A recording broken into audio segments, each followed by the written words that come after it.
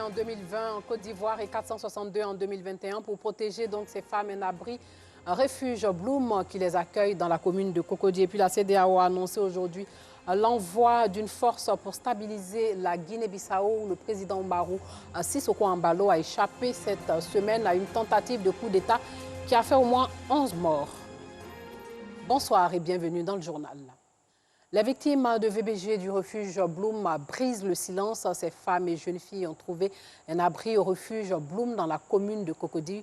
Ouvert depuis décembre dernier, le refuge Bloom est un centre destiné aux personnes victimes de violences basées sur le genre. Lors donc de la visite de la présidente du CNDH, elle a révélé qu'en Côte d'Ivoire, en 2020, 325 personnes ont été victimes de VBG et 462 en 2021. Georgette Ido Fofana. Aude, la vingtaine révolue, est une victime de violences basées sur le genre. Après avoir contracté une grossesse, elle a été rejetée et battue par son père. Aude s'est donc retrouvée à la rue, où elle dormait à la Belle Étoile. 2 semaines plus tard, la jeune dame est conduite au refuge Bloom. C'est depuis mardi. L'ONG Bloom m'a recueilli chez eux, au refuge, ici. J'étais dans la rue, je suis enceinte de 8 mois maintenant. Le père n'a pas reconnu la grossesse. Mes parents aussi m'ont rejeté. Je dormais dans la rue, à Djamé là-bas. À 7 mois de grossesse, mon papa m'a battu. Il m'a battu le 1er janvier 2022. Il y a eu à faire des échographies. Mais Dieu merci, mon enfant se va bien. On dit qu'il est bien placé. Comme elle, Marguerite a connu le même sort. Enceinte de 6 mois, elle a été battue par son concubin. Aujourd'hui, elle a trouvé abri avec ses 2 enfants au centre Bloom. On a eu une discussion, je parlais, parce que j'étais fâchée. Lui aussi, il est fâché et il m'a porté main. De la manière il m'a porté main, quand il me frappait la main, je voyais mais un coup de la manière, ça s'est passé encore là. En tout cas, moi, je n'ai pas vu dedans. Le refuge Bloom a été inauguré en décembre dernier. C'est une initiative de Danielle Lidegoué, présidente fondatrice de l'ONG Bloom. Il est destiné aux personnes victimes de VBG. À ce jour, le centre a déjà reçu plusieurs pensionnaires. Les violences basées sur le genre, une réalité en Côte d'Ivoire. Ce vendredi 4 février, la présidente du CNDH, Conseil national des droits de l'homme, effectue une visite dans le centre. La Côte d'Ivoire a enregistré en 2020 325 cas de VBG, dont 152 cas de viol. En 2021, 462 cas de VBG, dont 175 cas de viol.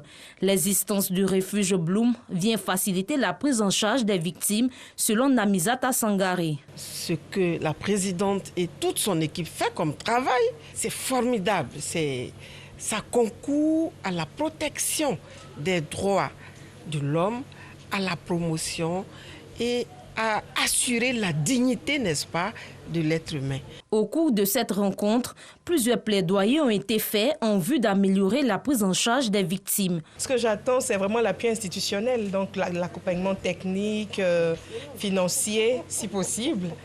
Et nous y croyons énormément, vu la qualité humaine de la première responsable du Conseil national des droits de l'homme, qui nous a toujours accompagnés dans nos différents projets. Et donc aujourd'hui, de ce partenariat-là, nous espérons beaucoup.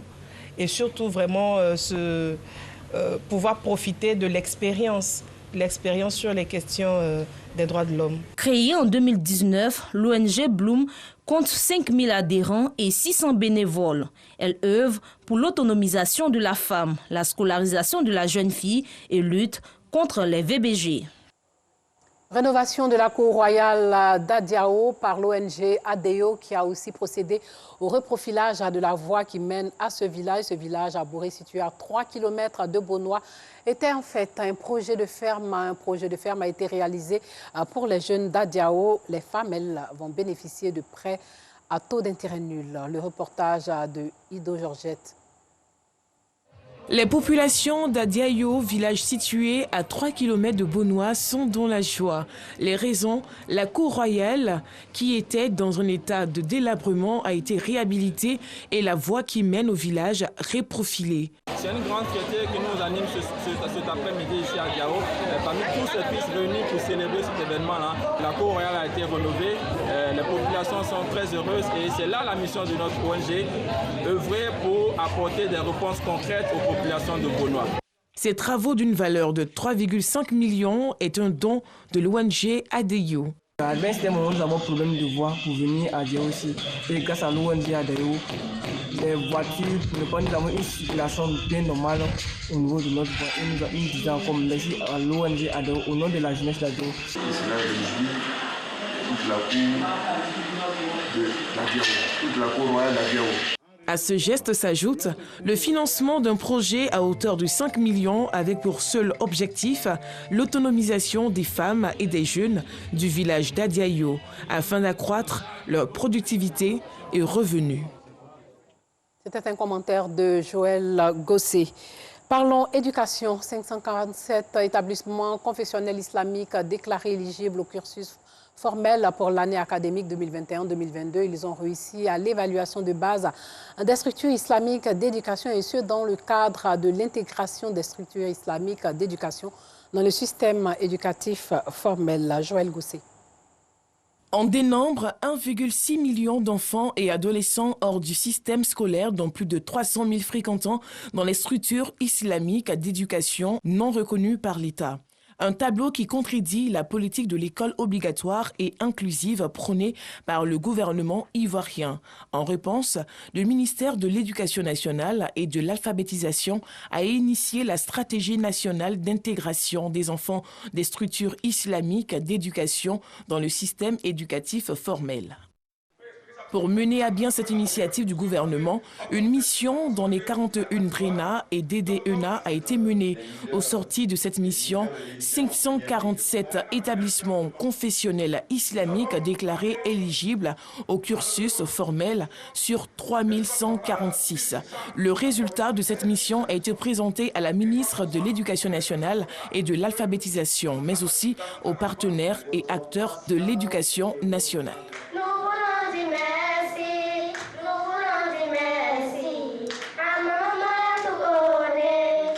La ministre a invité les promoteurs retenus à se conformer à la procédure nationale en vigueur pour obtenir leur autorisation de création et d'ouverture d'établissements. Cette exigence d'application des programmes éducatifs officiels est impérative au risque de compromettre la reconnaissance et le bénéfice de la subvention. Nous n'avons pas le droit de laisser pour compte des milliers de nos enfants sans éducation formelle et les outils d'une socialisation complémentaire. Le chef d'équipe Gouvernance démocratique, emploi, coopération de l'Union européenne a salué l'initiative de la stratégie nationale d'intégration et réaffirmé le choix de l'UNICEF et de l'Union européenne d'accompagner ce processus dans sa phase initiale. C'est l'occasion pour moi de saluer l'ambition de cette stratégie et d'évoquer le choix de l'Union européenne. Au cours de la cérémonie, des certificats d'admissibilité ont été remis aux promoteurs et aux directeurs d'établissements éligibles. Depuis 2011, on a commencé cette campagne-là. Puis aujourd'hui, on est en train d'avancer. Vraiment, moi, je suis très content. En Côte d'Ivoire, on note 4 types d'écoles islamiques, à savoir les écoles coraniques, l'école madrasa, les écoles franco-arabes et les écoles professionnelles islamiques. Sachez que l'Union européenne a sanctionné aujourd'hui 5 responsables maliens, dont le Premier ministre de transition Choguel Kokala Maïga, accusé de faire obstacle à la transition politique. Ces sanctions consistent en une interdiction d'entrée sur le territoire de l'UE et un gel de leur avoir. Il est en outre interdit aux personnes et entités de l'Union européenne de mettre des fonds à la disposition de ces 5 responsables. Le principe de sanctions ciblées de l'Union européenne pour appuyer celle prise par la CEDEAO avait été acté lors d'une réunion des ministres des Affaires étrangères des 27 le 24 janvier dernier à Bruxelles. Et puis la communauté économique des États de l'Afrique de l'Ouest a annoncé l'envoi d'une force pour stabiliser la Guinée-Bissau. Le président Umaro Sissoko Embalo a échappé cette semaine à une tentative de coup d'État qui a fait au moins 11 morts. Le communiqué de la CEDEAO publié hier soir à l'issue d'un sommet de ses dirigeants à Accra ne précise pas la date de déploiement de cette force ni sa composition. La Guinée-Bissau, sachez-le, a décrété 2 jours de deuil national à compter de samedi, demain, Le drapeau national sera mis en berne sur tous les édifices publics. Les salles de spectacle seront fermées et les divertissements interdits. Place à Écho de Cannes.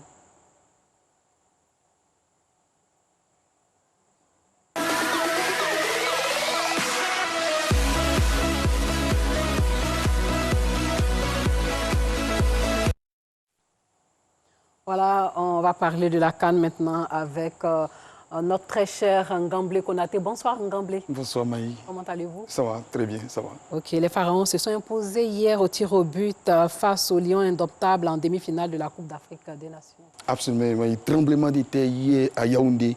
Le Cameroun affrontait l'Égypte pour le compte de la deuxième demi-finale de la CAN. Une superbe affiche entre les deux nations les plus titrées du continent. La bataille fut rude, Maï.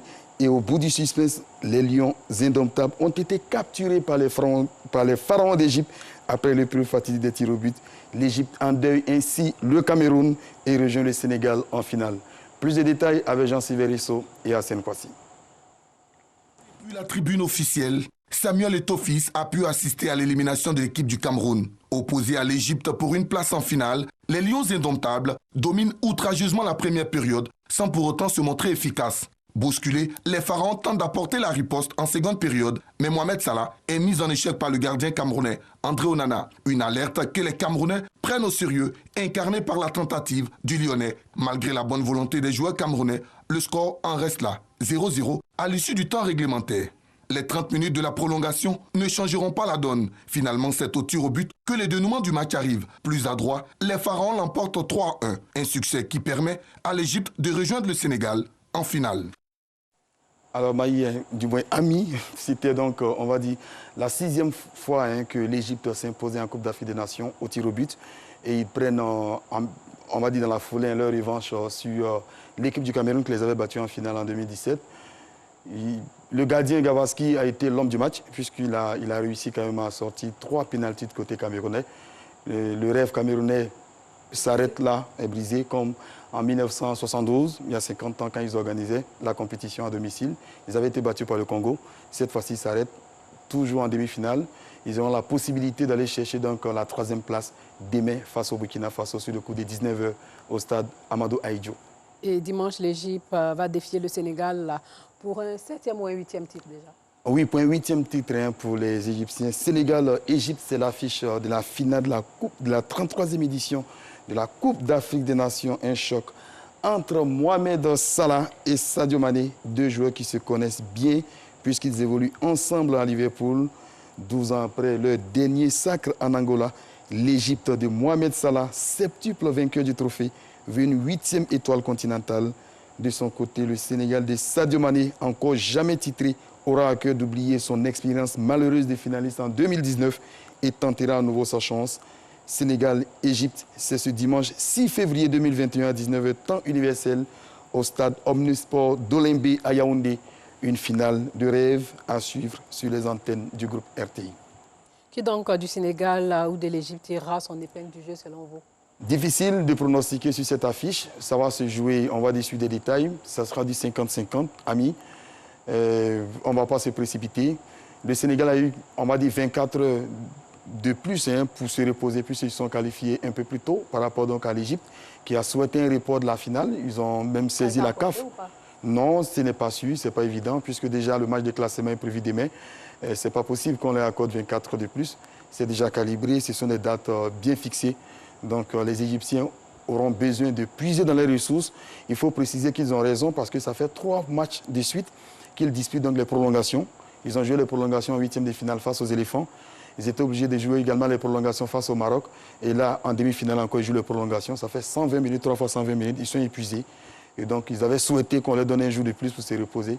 Mais ça ne sera pas possible. Il faudra aller chercher cette équipe sénégalaise. La CAF ne peut pas faire d'entorse aux règles du football? Non, on ne peut pas faire d'entorse. Ce sont des dates qui sont fixées. Ce sont des, on va dire, des matchs. De toute façon, ce sont des professionnels. Sadio Mané a l'habitude. Tout comme Mohamed Salah de jouer, on va dire, tous les 3 jours en Angleterre. Donc, ils le peuvent. Ce sont des professionnels. Merci Ngamblé d'être venu sur ce plateau avec nous. Demain, je crois que vous serez là avec Maï Sako pour échanger sur... Absolument, sur le match de classement qui va opposer le Burkina Faso au Cameroun.